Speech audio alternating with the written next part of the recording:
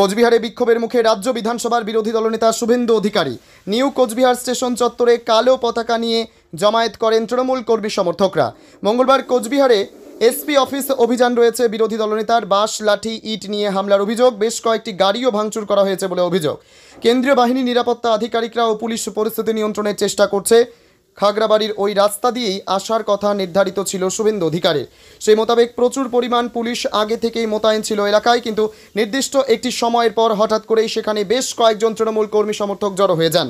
শুভেন্দুর কনভয় যেতেই হামলা শুরু হয়। প্রথমে কালো পতাকা হাতে বিক্ষোভ, পরে ইট নিয়ে শুভেন্দুর কনভয়ে হামলা হয় বলে অভিযোগ। সংবাদ মাধ্যমের ক্যামেরায় ধরা পড়েছে সেই ছবি। পুলিশের বাঁশ, লাঠি নিয়ে একাধিক গাড়িতে ভাঙচুর চালানো হয় বলে অভিযোগ।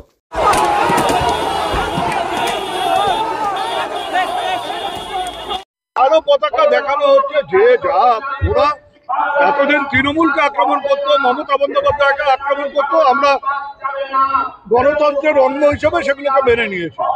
কিন্তু যখন বাংলা আক্রমণ হবে, বাঙালি আক্রমণ হবে, এমনকি আমার মুখের ভাষা, মাতৃভাষা, সেটা যখন আক্রান্ত হবে, আমরা তৃণমূলের কর্মীরা, শুধু তৃণমূলের কর্মী না, একজন বাঙালি হিসেবে আমি ঘরে বসে থাকতে পারি না। তাই রাস্তায় নেমে আমরা এই ধরনের মূর্খদের বিরুদ্ধে, যে ভাষায় রবীন্দ্রনাথ ঠাকুর কবিতা লিখে, গান লিখে নোবেল পেয়েছেন, যে ভাষায় কবিতা লিখে, গান লিখে নজরুল ইসলাম সাম্প্রদায়িক সম্প্রীতিকে শক্তিশালী করেছেন, চারণ কবি মুকুন্দ দাস এই ভাষায় গান লিখে, গান গেয়ে বাঙালিদেরকে স্বাধীনতা সংগ্রামে উদ্বুদ্ধ করেছে, সেই ভাষার অসম্মান কেউ মেনে নেবে। বিরোধী দলনেতার অভিযোগ যে তাদের বিধায়কদের উপরে হামলা করা হচ্ছে। কোথায় বিধায়কদের উপর হামলা হয়েছে আমার তো চোখে পড়ে।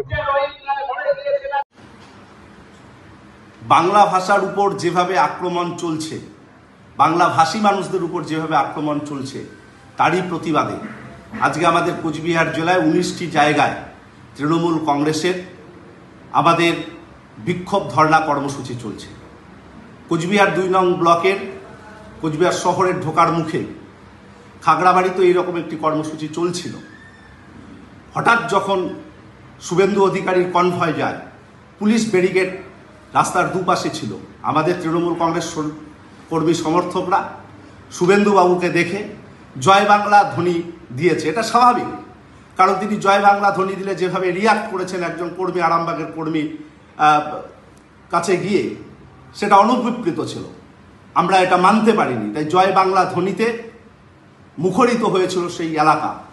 এবং যেভাবে তিনি প্রতিনিয়ত কুড়েচুকর আক্রমণ করেন আমাদের নেত্রী মমতা বন্দ্যোপাধ্যায়, অধিনায়ক অভিষেক বন্দ্যোপাধ্যায়কে, প্রতিনিয়ত বিধানসভার লবিতে দাঁড়িয়ে যেভাবে বাংলা বিরোধিতায় সামিল হন, তার প্রতিবাদে আজকে সাধারণ মানুষ, তৃণমূল কংগ্রেসের কর্মী সমর্থকরা স্বতঃস্ফূর্তভাবে বিক্ষোভ প্রদর্শন করেছেন। কিন্তু কোনো ভাঙচুরের ঘটনা ঘটেনি। তৃণমূল কংগ্রেসের কোনো কর্মী ভাঙচুরের ঘটনার সঙ্গে জড়িয়ে নেই। বিজেপি তারাই নিজেরাই নিজেদের গাড়ি ভেঙে ফুটেজ পেতে, সিম্প্যাথি গ্রো করতে এ ধরনের নাটক করছে, এটা আমরা নিশ্চিতভাবে বলতে পারি। আমরা ধিক্কার জানাই শুভেন্দু বাবুর এই কদর্য নোংরা রাজনীতি করবার জন্যে।